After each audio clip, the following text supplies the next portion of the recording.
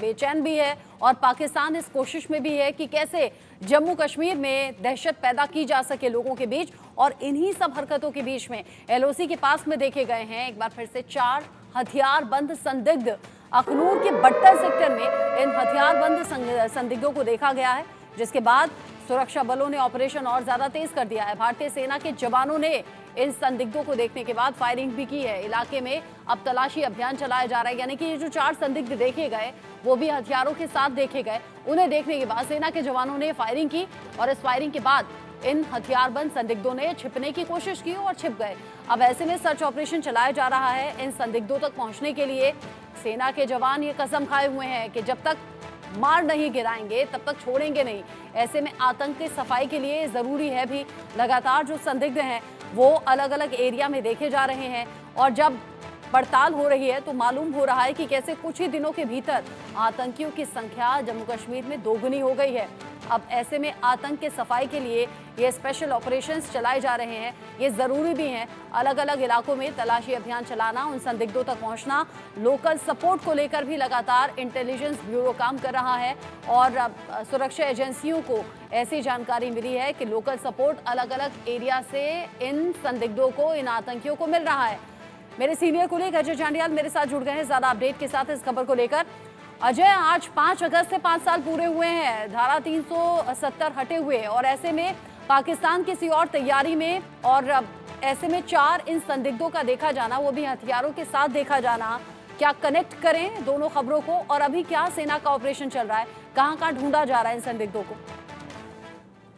देखिए, बिल्कुल पाकिस्तान बौखलाया हुआ है और इसी वजह से पाकिस्तान ने आज 5 अगस्त के दिन जब दफा 370 तोड़ी गई थी 5 साल पहले, उस दिन के मौके पर भी सरहद पार लाइन ऑफ कंट्रोल के दूसरी तरफ से जो है वो आतंकियों की घुसपैठ कराकर हमला करने का प्रयास जो है पाकिस्तान ने करने की कोशिश की है। जानकारी के मुताबिक बट्टल और सुंदरबनी इस वक्त जो 2 मुख्य इलाके हैं जहां पर सुरक्षा बलों ने ऑपरेशन लॉन्च किया है, ये दोनों लाइन ऑफ कंट्रोल के इलाके हैं जहां पर बीती रात जो है कुछ 3 से 4 आतंकियों के एक ग्रुप जो है वो देखा गया था और उसी के बाद उस पूरे इलाके में घेराबंदी कर वहां पर तलाशी अभियान शुरू हो चुका है। दरअसल जो सूत्र बताते हैं कि भारतीय सेना के जवानों ने लाइन ऑफ कंट्रोल के इलाके में जो फॉरवर्ड इलाका है वहां पर कुछ 4 संदिग्ध लोगों की मूवमेंट को देखा जिनके पास बैकपैक और हथियार थे, जिसके बाद उन्होंने वहां पर ऑपरेशन लॉन्च किया और उसी ऑपरेशन के दौरान उन्होंने उस जगह पर जहां आतंकी छुपे थे उन पर फायरिंग की। मगर रात का अंधेरा था, ऐसे में रात के अंधेरे का फायदा उठाकर ये आतंकी शायद वहां से जो है जंगल के आड़ में छुप गए हैं। मगर कोशिश की जा रही है कि जल्द से जल्द इन छुपे हुए आतंकियों का सफाया किया जा सके, क्योंकि जो सूत्र बता रहे हैं उसके मुताबिक आसपास के इलाकों में जो लाइन ऑफ कंट्रोल के दूसरी तरफ जो है वहां लगभग 8 से 10 टेररिस्ट के ग्रुप हैं जो छुपे हुए हैं और उनकी कोशिश ये है कि जम्मू कश्मीर में घुसपैठ करके उनको पहुंचना है। मगर भारतीय सेना लगातार